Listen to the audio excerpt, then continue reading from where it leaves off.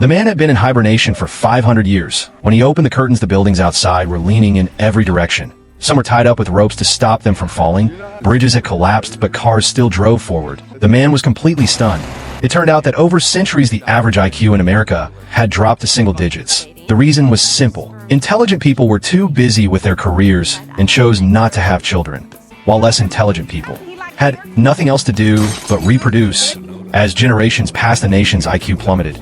To fix this crisis, the government created a secret project. They would place ordinary people in hibernation and wake them up 10 years later to restore society's intelligence. Joe and Rita were chosen as the first test subjects, promised a big reward when they woke. They entered the pods and went to sleep. But the only official who knew about the plan was later arrested for corruption, and the experiment was forgotten. Years later, the lab was demolished, and the pods were dumped in a landfill. Centuries passed. Garbage piled up into mountains, and one day a soda can trigger a massive trash avalanche. Joe's pod was swept into a house and accidentally opened. Waking him up, Fredo, the man living there, was struggling to learn that 1 + 1 = 2. Annoyed at the disturbance, he threw Joe out the window. Confused and dazed, Joe tried to find a hospital, but the world around him was absurd. The signs made no sense, and people seemed completely clueless.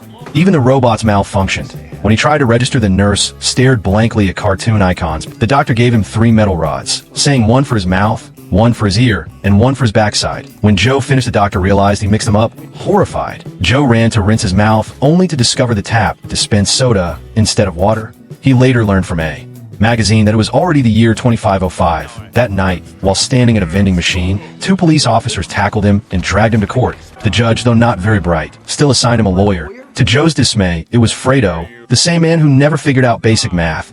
Fredo ended up helping the opposing lawyer by accident, and the judge declared Joe guilty, sentencing him to 10,000 years in prison.